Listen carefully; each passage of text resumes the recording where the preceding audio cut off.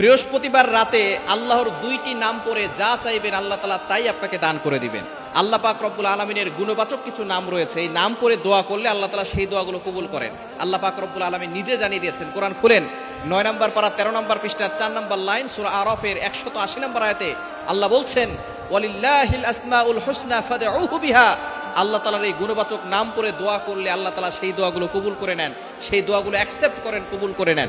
সুতরাং আল্লাহ তাআলার এই গুণবাচক নামের ভিতরে দুইটি গোপন নাম রয়েছে। এই নাম দুটি আমরা অনেকেই জানি না। এই নাম আমরা ম্যাক্সিমাম সময় পড়ি, কিন্তু আমরা অনেকে এই নাম পড়ে যে দোয়া করতে হবে সেটা আমরা অনেকেই জানি না।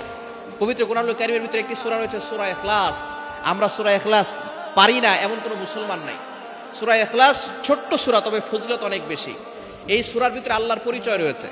নবীজি সাল্লাল্লাহু আলাইহি ওয়াসাল্লাম যখন কাফেরদেরকে আল্লাহর দাওয়াত দেওয়া শুরু করলো, কালিমার দাওয়াত দেওয়া শুরু করলেন, তখন কাফেররা বলা শুরু করলো, আমাদের দেবদেবতা অনেক, আমাদের তো অনেক দেবতা আছে, তুমি যে আল্লাহর দাওয়াত দাও সে আল্লাহ কয়জন? আল্লাহ পাক রব্বুল আলামিন তখন এই সূরাটা নাজিল করলেন।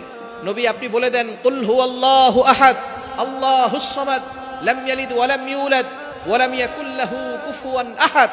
নবী আপনি বলে দেন, আল্লাহ এক, অদ্বিতীয়, আল্লাহর কোনো মুখাপেক্ষী নাই। এই আল্লাহ তাআলা সূরা ইখলাসের ভিতরে তার পরিচয় দিয়েছেন। সুতরাং সূরা ইখলাসের ফজিলত অনেক বেশি। এই সূরা ইখলাসের ভিতরে আল্লাহ দুইটি নাম আছে, কুল হুয়াল্লাহু আহাদ, একটা হচ্ছে আল্লাহ আর একটা হচ্ছে আস-সামাদ। কুল হুয়াল্লাহু আহাদ আল্লাহুস সামাদ। সুতরাং আল্লাহ হুস সামাদ, ইয়া আল্লাহ ইয়া সামাদ, এটা যদি আপনি 3 বার পড়ে আল্লাহর কাছে দোয়া করেন তাহাজ্জুদের সময়, শেষ রাতে আপনি আল্লাহর কাছে দোয়া করবেন। এই তাহাজ্জুদের সময় হচ্ছে এমন সময় যে সময় আল্লাহ তাআলা নিজে প্রথম আসমানে আসেন। বুখারী শরীফের সহিহ হাদিস, মুয়াজ্জিন 5 বেলা মানুষকে ডাকে, হাইয়া আলাস সালাহ হাইয়া আলাল ফালাহ, কাম টু দা সাকসেস, সফলতার দিকে আসো, কল্যাণের দিকে আসো। একটা সময় এমন আছে যে সময় আল্লাহ নিজে বান্দাদেরকে ডাক দেন এবং আল্লাহ পাক রব্বুল আলামিন বান্দার দোয়া কবুল করেন। আল্লাহ তাআলা নিজে এসে বান্দাকে বলতে থাকেন, বান্দা কার কি লাগবে আমি আল্লাহর কাছে বলো, আমি আল্লাহ বিপদ দূর করব, অভাব দূর করে দিব, বালা মুসিবত থেকে আমি আল্লাহ হেফাজত করব। আল্লাহ পাক রব্বুল আলামিন নিজে বান্দাদেরকে ডাকতে থাকেন। এই সময় আপনি 2 রাকাত তাহাজ্জুদের নামাজ পড়ে এরপর আপনি ইয়া আল্লাহু ইয়া সামাদু, ইয়া আল্লাহু ইয়া সামাদু, ইয়া আল্লাহু ইয়া সামাদু 3 বার পড়ে তারপরে দুরূদ শরীফ পড়ে আপনি আল্লাহর কাছে দোয়া করবেন। আল্লাহ পাক রব্বুল আলামিন আপনার সকল চাওয়া পাওয়াগুলো কবুল করবেন। বিপদে আছেন বিপদ দূর করবেন, অভাবে আছেন অভাব দূর করবেন, কষ্টে আছেন কষ্ট দূর করে দিবেন, মুসিবতে আছেন মুসিবত দূর করবেন।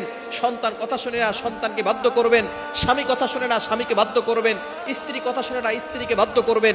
সুতরাং আপনি আল্লাহর কাছে দোয়া যেটাই করবেন আল্লাহ তাআলা সেটাই কবুল করে নেবেন।